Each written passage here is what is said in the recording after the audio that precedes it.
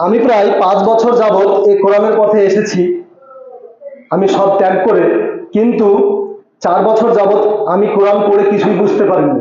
কারণ আল্লাহ সুবহানাহু ওয়া তাআলার পক্ষ থেকে এই বোঝার ক্ষমতা বা জ্ঞান আমাকে দেওয়া হয়নি।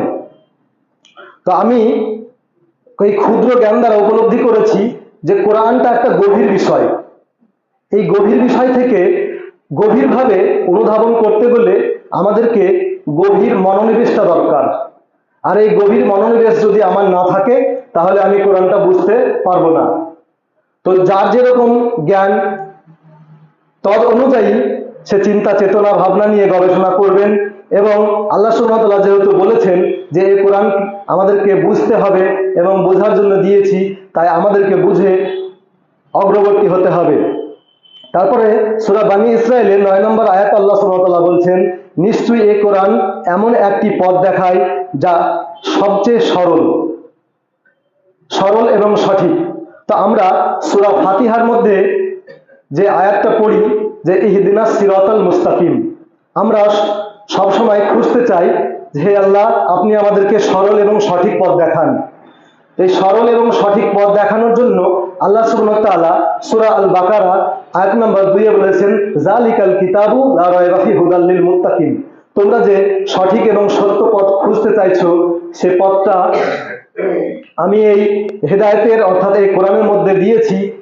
যদি তোমরা মুত্তাকি হতে চাও, তাহলে কোরআনটা নিয়েই গবেষণা করো, কোরআনটা মেনেই চলো, তবে তোমরা সঠিক দিন পাবে।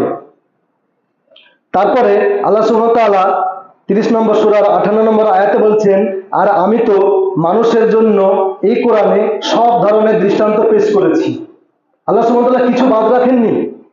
আল্লাহ বলছেন যে আমি সব ধরনের দৃষ্টান্ত পেশ করেছি, আর যদি তুমি তাদের কাছে কোনো আয়াত নিয়ে যাও, তাহলে অবশ্যই কাফির যারা, তারা বলবে বাতিলপন্থী।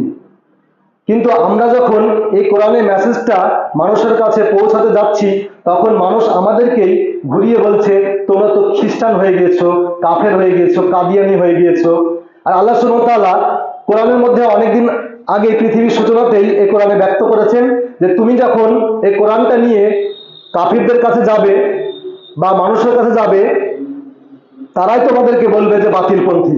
তাহলে কোরআনটা আমাদের আগেই মেসেজ দিয়েছে যে আমাদেরকে এই সমাজের মানুষ কি বলবে, কিভাবে আমাদেরকে ভর্ৎসনা করবে, কিভাবে আমাদের সঙ্গে ব্যবহার করবে, এই বিষয়ে কোরআনের এই আয়াতটাতে ক্লিয়ার করেছেন। তো আমি বলছিলাম যে এই 4 বছর আমি কোরআন পড়ে কিছুই বুঝতে পারিনি, কিন্তু সূরা মুহাম্মদের সম্ভবত 24 নম্বর আয়াত আল্লাহ বলছেন, আফালা ইয়াতাদাব্বারুনাল কুরআন আম আলা কুলুবিহিম আকফালুহা।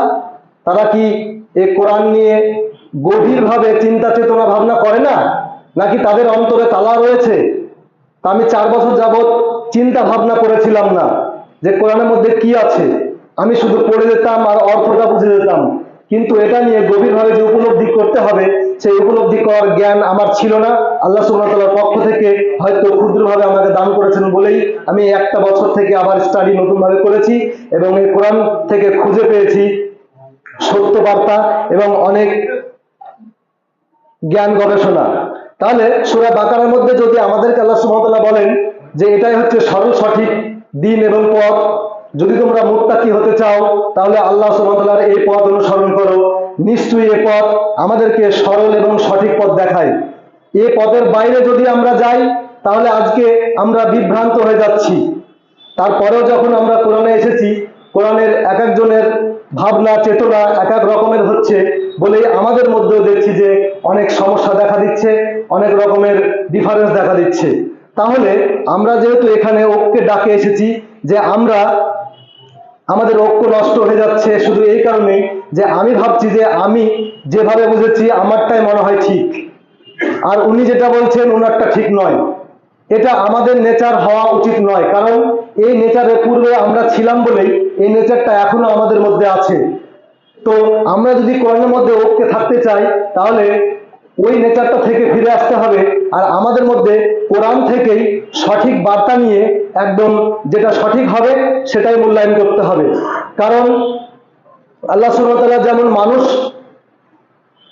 অনেক ধরনের দিয়েছেন, আর ব্রেন শক্তিটাও অনেক ধরনের দিয়েছেন, তাই এই ব্রেন শক্তিটা দিয়ে উপলব্ধি আমরা করতেই পারি যে যেমন ভাবে করব আমরা করতেই পারি। তারপরে কি হবে, আমরা সঠিক তথ্যটা নিয়ে এই কোরআনের পথে ঐক্যের সাথে দলবদ্ধভাবে আমরা লড়াই করব। কোরআন মাজিদে একটা আয়াত আছে, সম্ভবত আমার মনে নেই, যে আল্লাহ বলছেন যে তারা এমন একটা দল হবে যে তারা সীসা ঢালা পাথর প্রাচীরের মতো দাঁড়িয়ে থাকবে। তো এখন আমরা যদি সীসা ঢালা প্রাচীরের মতো দাঁড়িয়ে থাকতে চাই, তাহলে আমাদের মধ্যে তো ঐক্য নষ্ট করলে চলবে না। আমাদের সকলকে কোরআনের পথে একনিষ্ঠভাবে থাকতে হবে, যেখান থেকে আমরা আগামী দিনে ওই কুফরি মতবাদের বিরুদ্ধে লড়াই করে সংগ্রাম করে এগিয়ে যেতে পারি। আর এই এগিয়ে যাওয়ার জন্য আমাদের সকলের প্রয়োজন। আজকে যেমন আমি, আমার বয়সের আছে, তারপরে অনেক বয়োজ্যেষ্ঠ মানুষ আছেন, এই রকম দেখতে দেখতে অনেক ক্ষুদ্র লেভেলের মানুষ থেকে জ্ঞানী অনেক মানুষ আমরা একত্রপাত হয়ে একনষ্টি হয়ে এই কুফরিবাদের বিরুদ্ধে লড়াই করব। এটাই আমাদের সংগ্রাম, আর এটাই আমাদের ঐক্যের আহ্বানে ডাক দেওয়া হয়েছে। তা আমি বেশি কথা বলতে